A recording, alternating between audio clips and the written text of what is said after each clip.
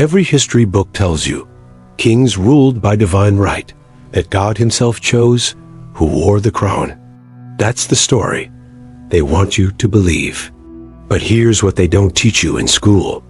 Some of history's most powerful monarchs didn't inherit their thrones, didn't conquer them in glorious battle, and definitely weren't chosen by God. They bought them. Cold, hard cash, backroom deals, financial schemes that would make Wall Street blush. And the craziest part? The playbook they used is still being run today by people buying power and influence right under our noses. Look, this matters because we're living through this exact same game right now. Every time you see a billionaire suddenly getting political influence, every time you watch money buy access to power, you're watching the same 5 moves that put crowns on heads centuries ago. According to historians at Cambridge University, the concept of hereditary monarchy being pure and uncorrupted is one of history's most successful propaganda campaigns. Understanding how money bought thrones back then helps us recognize how money buys power today. Now let's expose how thrones were really won. The first move was what I call the debt trap royale. Picture this. It's the 1200s, and you're a wealthy banker in Italy.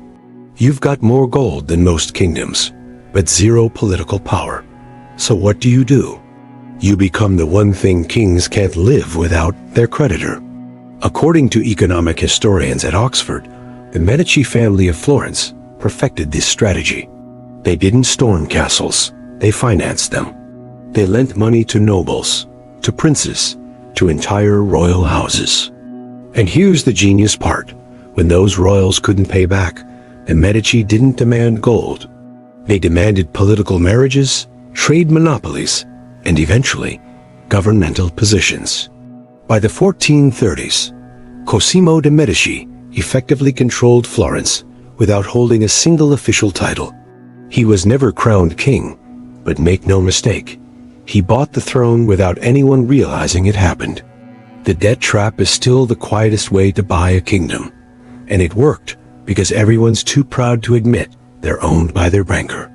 But that's just the opening move. The second strategy was way more aggressive, and it's called mercenary mathematics. Back in medieval Europe, according to military historians, the person who could afford the biggest army didn't just win battles, they literally purchased legitimacy.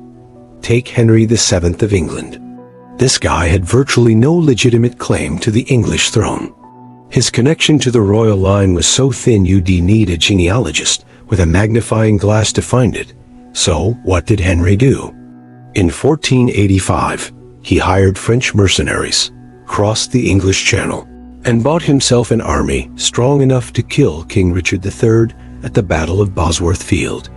According to the historical accounts compiled by the Richard III Society, Henry spent a fortune he didn't have, promising future spoils and titles to soldiers of fortune. The moment Richard died, Henry literally picked up the crown from the battlefield and put it on his own head. He didn't inherit that throne. He didn't have divine right. He had superior financing and a better equipped private military. That's not destiny. That's a hostile corporate takeover with swords. Now here's where it gets even more calculated. The third move was the papal payday, and this is where the church gets its hands dirty. During the Renaissance, according to Vatican historians, the papacy was essentially running a franchise operation. They could legitimize kings, annul marriages, and grant dispensations that made illegitimate heirs suddenly legal. And all of it had a price tag. Look at the case of King Henry VIII, but not the story you know.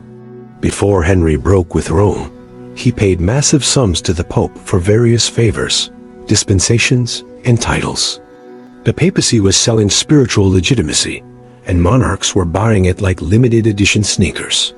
Even more blatant, when multiple candidates claimed the same throne, the one who could afford the biggest donation to Rome often got the papal blessing that made their claim official. The Pope wasn't just God's representative. According to Renaissance scholars, he was essentially the ultimate political consultant, and his endorsement came with a 7-figure price tag in today's money. But those 3 moves? They're just the warm-up. The 4th financial strategy was the most American thing before America even existed, and it's called the Colonial cash infusion.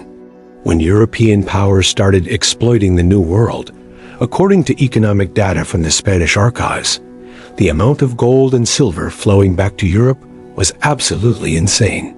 We're talking about enough wealth to destabilize entire economies. Here's the part they don't emphasize in school.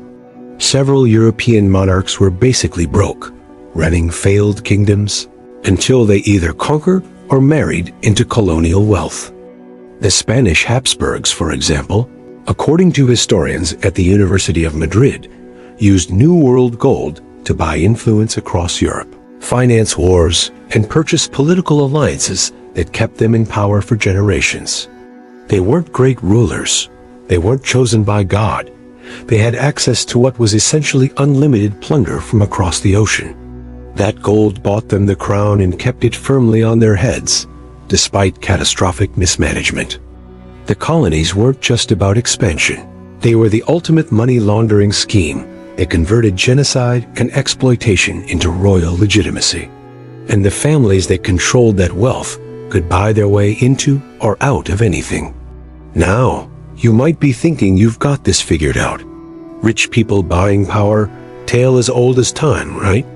But here's the twist that's going to blow your mind.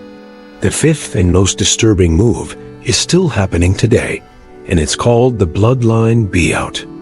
This is when someone with 0 claim to royalty uses their wealth to literally marry into a dynasty, then financially engineers the removal of everyone standing between them and the crown. According to genealogical research by royal historians, this happened more than you'd believe. Wealthy merchant families would marry their daughters to minor nobles, then systematically use their money to eliminate rivals through hiring assassins, financing coups, or simply buying enough votes in succession councils to change the rules. The most shocking example? Catherine de' Medici. Yes, the same Medici family from earlier. Catherine was a banker's descendant who married into French royalty. When her husband died, according to French historical records, she used the Medici fortune to orchestrate political chaos that put her sons on the throne one after another. 3 of her sons became King of France, and she was the power behind all of them. She didn't conquer France. She bought it through strategic marriages and financial manipulation spanning decades. And here's what should terrify you. This exact playbook is running right now in democracies worldwide. Billionaires marrying into political families, using wealth to remove opponents, buying media influence to control narratives, and positioning their children for power. The crown might look different today. It might be a presidency or a corporate board or control of a political party, but the game is identical. Money buys proximity to power. Proximity becomes influence. Influence becomes control, and control becomes a throne. So here's what I need you to think about. If kings could buy their crowns with enough gold, what makes you think the people running things today got there any differently? Every time you see a political dynasty, every time a billionaire's kid ends up in a position of massive power, every time money seems to make scandals disappear and challengers drop out, ask yourself, are you watching merit, or are you watching the same 5 moves that bought thrones 500 years ago? Drop a comment right now telling me which modern billionaire or political family is running the Bloodline Buyout strategy today. I want to know what you're seeing. And if this opened your eyes to how power really works, share this video with someone who still believes in fairy tales about deserving leaders and divine right. Hit subscribe, because next time we're exposing the 3 kings who murdered their way to power and got away with it.